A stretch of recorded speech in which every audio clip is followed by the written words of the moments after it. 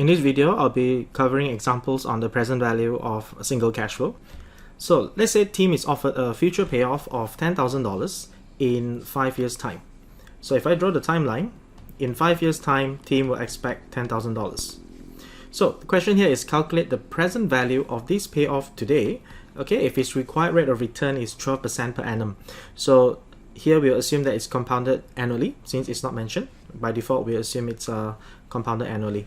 So we'll have to find out what is the value of this $10,000 today at time 0. So we need to find the present value.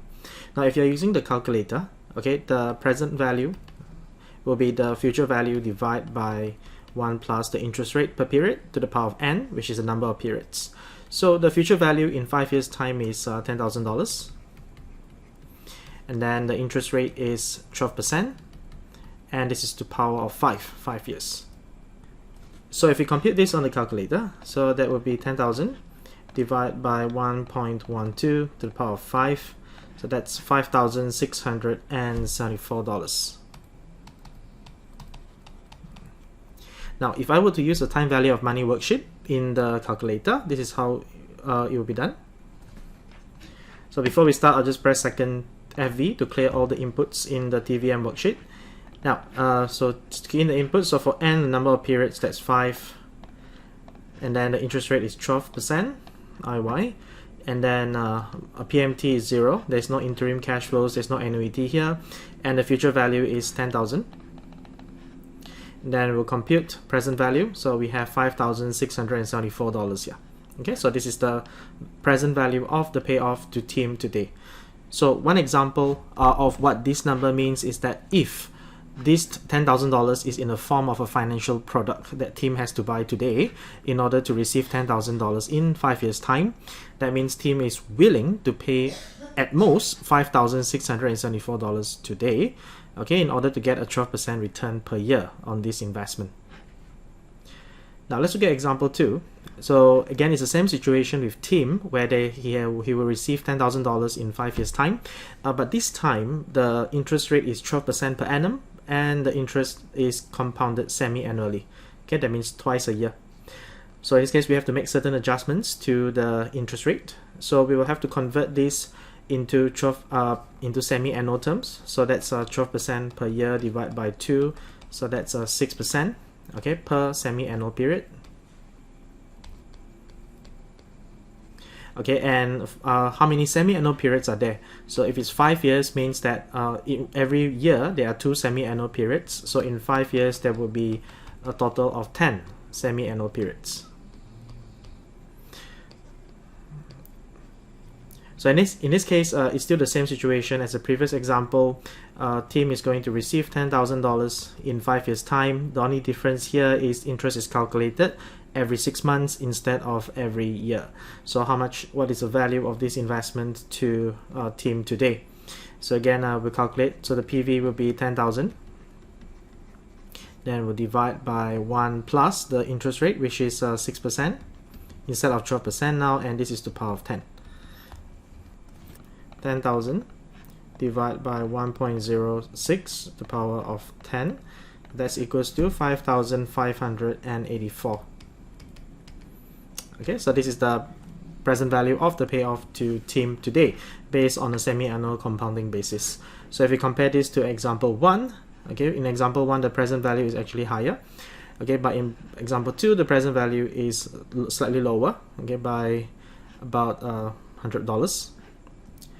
And then for example 3, so example 3 will have multiple cash flows in the future. So in this case, for team is offered a future payoff of $6,000 in 3 years time and $10,000 in 5 years time. So what is the present value of these payoffs to him if his required rate of return is 12% per annum, compounded annually in this case? So if I draw the timeline, in year 3 there will be $6,000, okay, and then in year 5 there will be a payoff of $10,000. So the question here is what is the value of these 2 cash flows today at time 0? So we will have to present value these cash flows separately back to today.